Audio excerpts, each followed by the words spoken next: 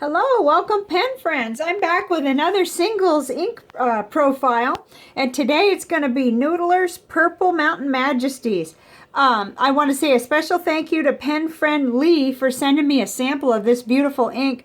What I did was I made a swatch of it, and as soon as I saw what it looked like in the glass nib, I had to ink up pens, so I thought, let's do a profile, let's share what I find out with others. I know it's been out a while and everything, but I'm really enjoying this ink, so I wanted to share it with you guys.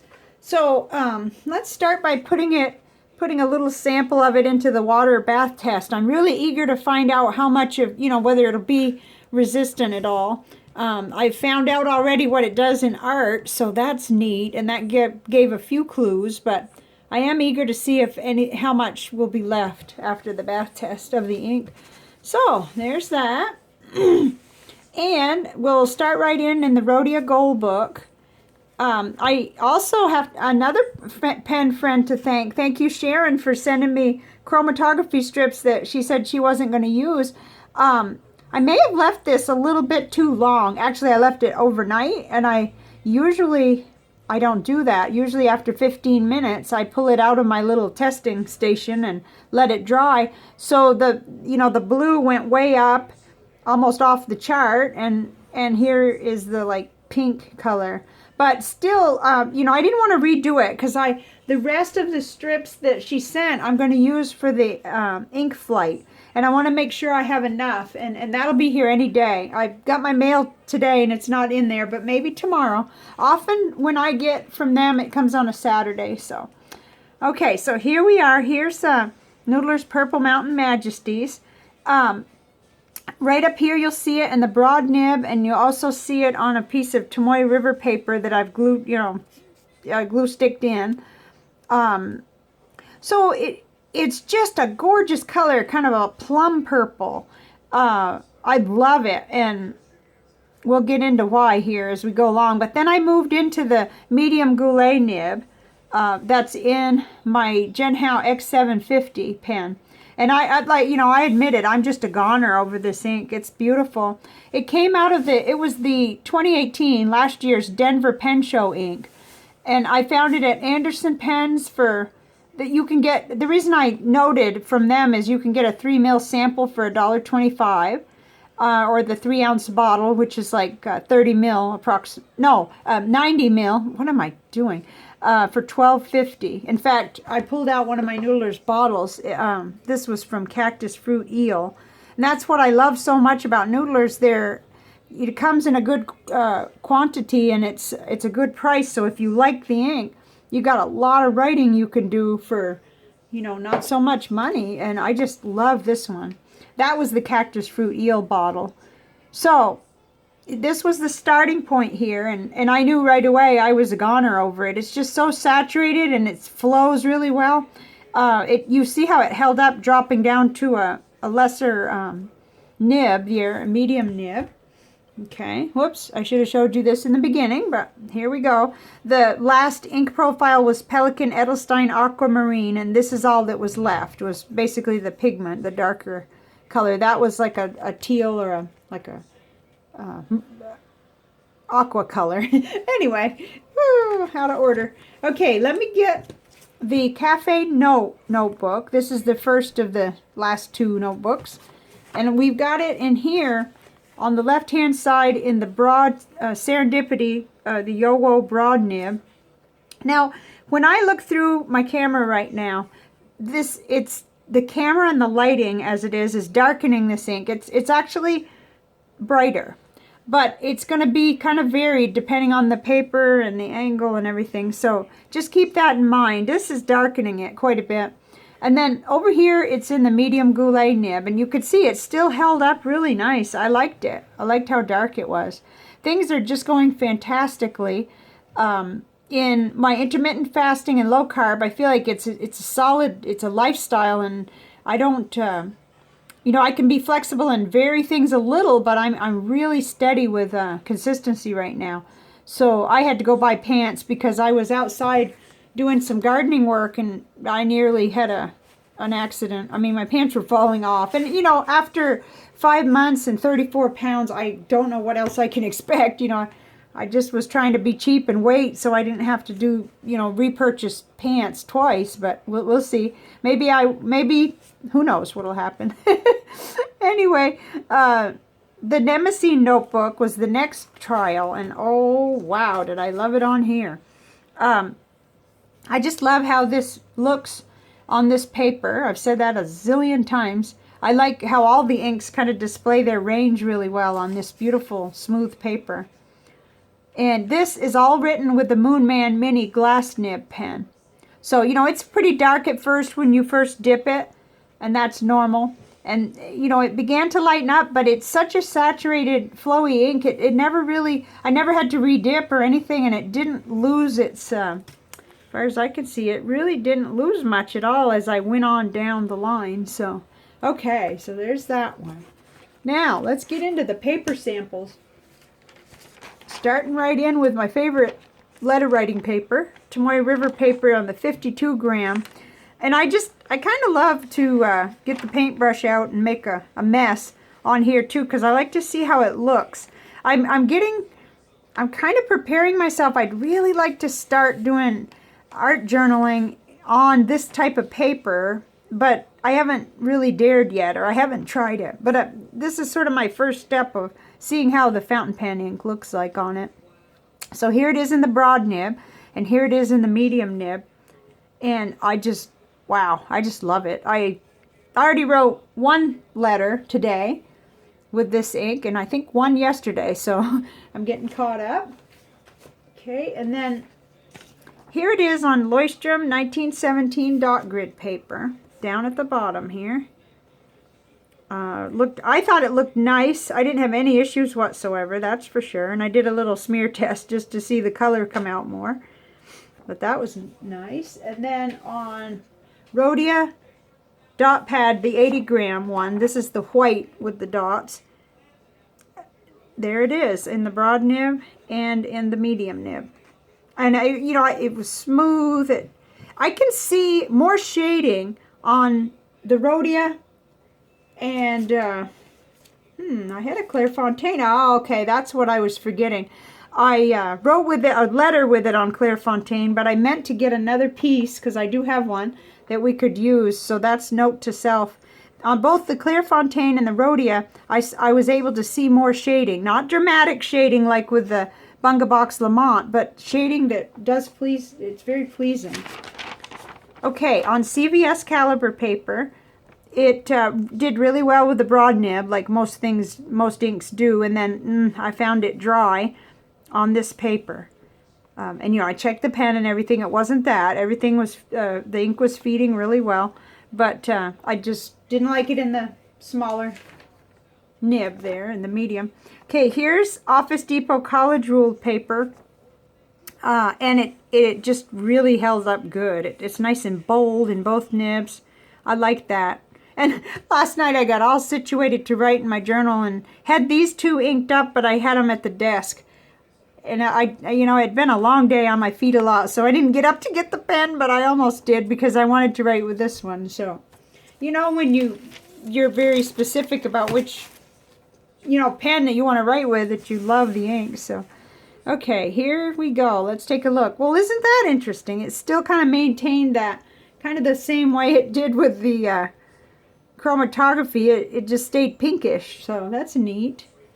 Okay, so I've got a panel with our ink of the day directly in the middle there. There's the Noodler's Purple Mountain Majesties.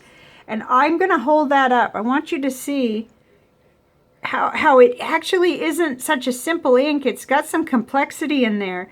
You get to see some purple edges and definitely some dark, nice plum and almost black edging, and it moves around a lot, but you can still see what's underneath. I just wanted you to be able to see that real good because that's neat. And then I kind of felt colorblind when I realized I thought that I was going to find a good comparison in the Kirschner Black Rose, but no, it's okay. It's there. It's almost maroon, and so is the elderberry. But everything else is sort of you know, okay on this panel. I just couldn't find anything that was just exactly like it, but I felt like the closest two were the Mont Blanc lavender purple, but it doesn't have quite as much complexity, and it's much less water resistant. What am I? Okay, I'm not sure I'm saying that right. Maybe I am. But you can see what happens. You lose almost everything. So it isn't water resistant. And then the Ink Journal Holiday Blend Sugar Plum has a lot in common with it. It's not an exact match or anything, but it's pretty cool. And then, you know, kind of going darker, I felt like Noodler's Violet was, well, you know, at least it was comparable. And then going lighter, definitely Monteverde Rose Noir. I could see those two, they just seem really compatible. Like this just seems like a scale lighter, you know, well, maybe 3 scales lighter. But this was fun. This was really fun to put this on a panel. I mean, I did it on a single one too because I have another panel I wanted to just put it up against. And you can see they never come out exactly the same, but that's pretty close. Let's see what happens if we move it over here. I think really the colors influence each other. Even if you wear a different colored shirt when you're on film, it can just wash your face out, or it can do all kinds of different things to the ones around it. But let's pull that other panel, because I wanted to show you. Oh, there's probably not. Well, I did want to show you how different it is than the Diatramenous Aubergine, which I originally thought maybe that would be similar. Most of these are on that other panel, though. I guess I didn't put KWZ Standard Brown Pink. That's way different, and yet it just made me think of it. And Platinum Lavender Black, I started to do that one, and no, that was way different, but still might be useful for somebody.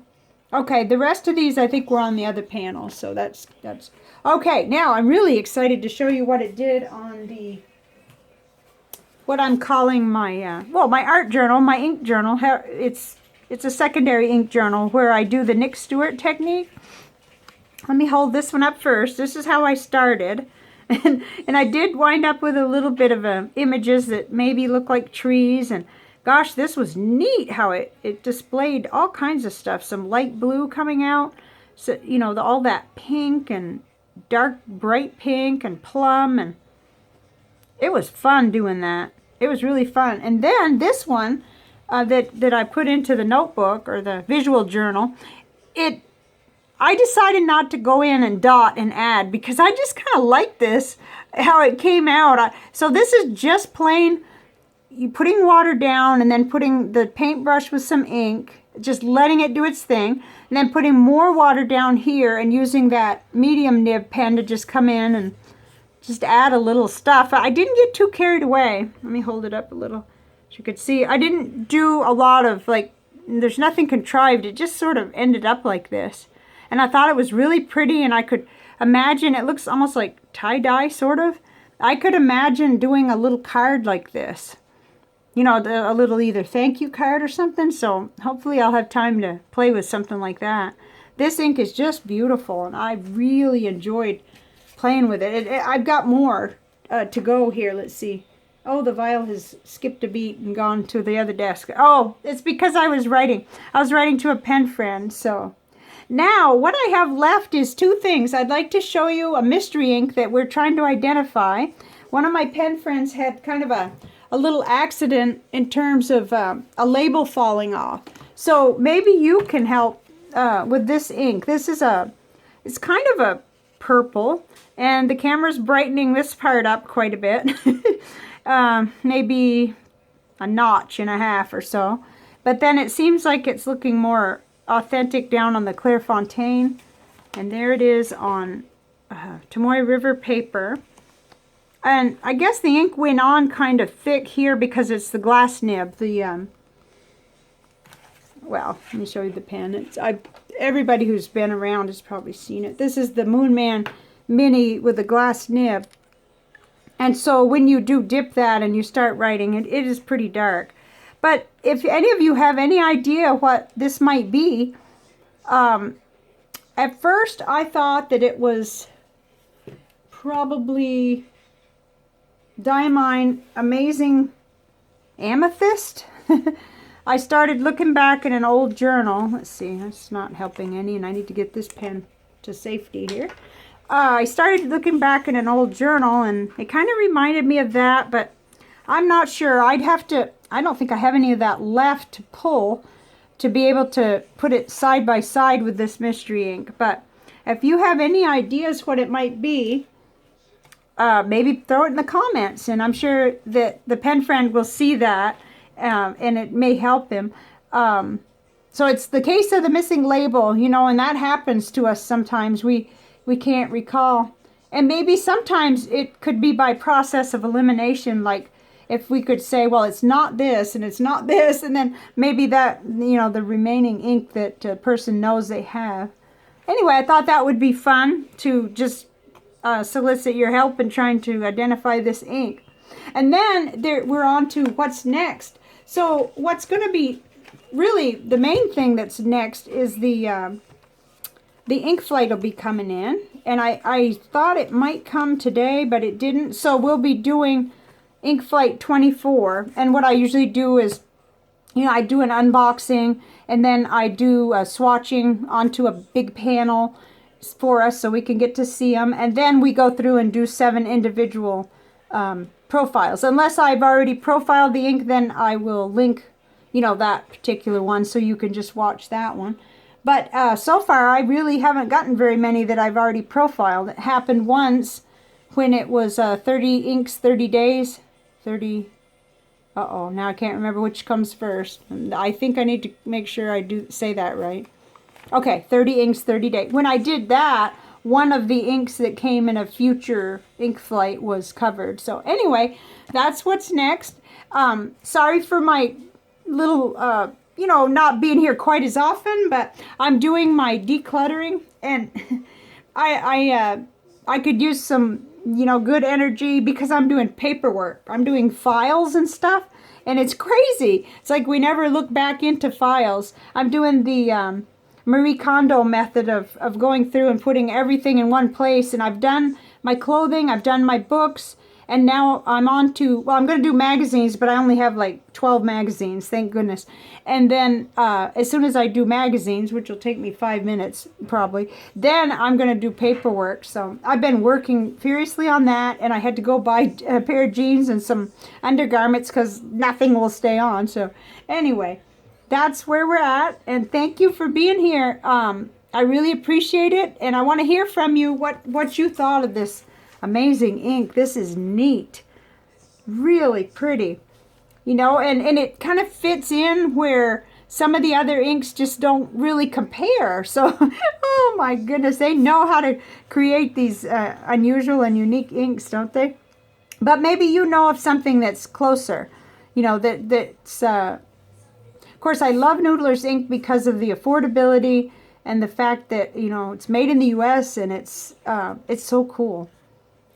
Anyway, I think I'm rambling now, so I will see you next time. Hopefully my ink flight will be here tomorrow, and maybe we could do the unboxing. Just as soon as it comes in, I'm eager and ready to do that. So I will see you next time. Bye for now.